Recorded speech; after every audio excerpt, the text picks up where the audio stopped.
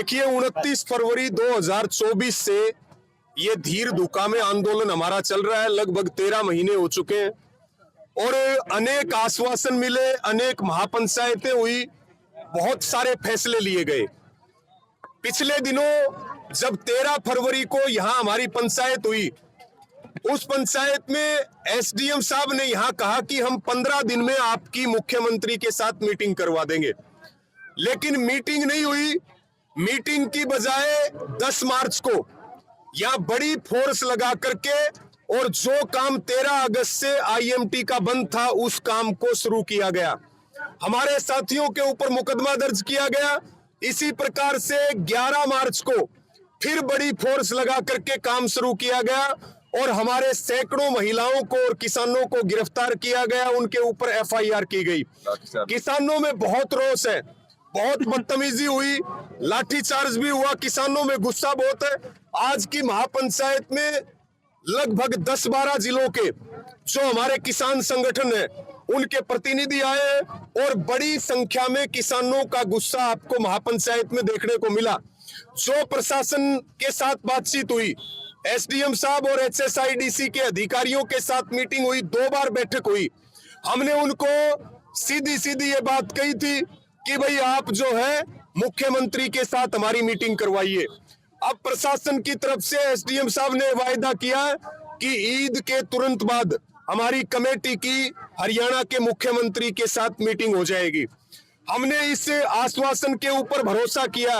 हमारी कमेटी ने इसके ऊपर फैसला किया कि आगामी 6 अप्रैल तक का समय सरकार, प्रशासन और एचएसआईडीसी के पास है, अन्यथा 7 अप्रैल को इसी जगह पे काम रोको महापंचायत होगी और उसमें पूरा मेवात, पूरा हरियाणा, सभी संगठन, किसान नेता राकेश टिकैत, संयुक्त किसान मोर्चा के सीनियर नेता और हरियाणा के एक किसान संगठन जो है वो बड़ी तादाद में यहाँ पहुंचेंगे और जो काम यहाँ चल रहा है उस काम को बंद करवाएंगे। इसके साथ में हम ये भी कहना चाहेंगे, अभी बहुत पवित्र महीना चल रहा है रमजान का, रोजे चल रहे हैं। रोजे के दौरान 10 और 11 तारीख को जो सलूक यहाँ पर किया गया उसकी हम निंदा भी करते हैं और हम ये चेतावनी भी देते हैं कि इस तरह की कार्रवाई लोकतंत्र में बर्दाश्त नहीं की जाएगी। किसान फैसला लेंगे। ऐसा ना हो कि जो ये नौगांव का आंदोलन है आज ये पूरे हरियाणा का आंदोलन बनता जा रहा है, लेकिन सरकार और प्रशासन कोई जोर जबरदस्ती करेगा तो ये हरियाणा का आंदोलन भी नहीं रहेगा, ये पूरे देश का आंदोलन होगा। ये किसान की पगड़ी की लड़ाई है, किसान के सम्मान और स्वाभिमान की लड़ाई है। इस लड़ाई को हम मजबूती के साथ लड़ेंगे और इस लड़ाई को किसान जीतने का काम करेगा। दो बातें हमें, कौन से 2 अहम मुद्दे बच गए हैं किसानों की, जो एक दूसरा 2 मुकदमे भी दर्ज हो चुके हैं, उसको लेकर क्या बातचीत? देखिए हमारे 2 मुद्दे हैं। एक तो जो एग्रीमेंट करवाया गया जिससे किसान कोर्ट नहीं जा सकता। एक देश में 2 कानून नहीं चल सकते।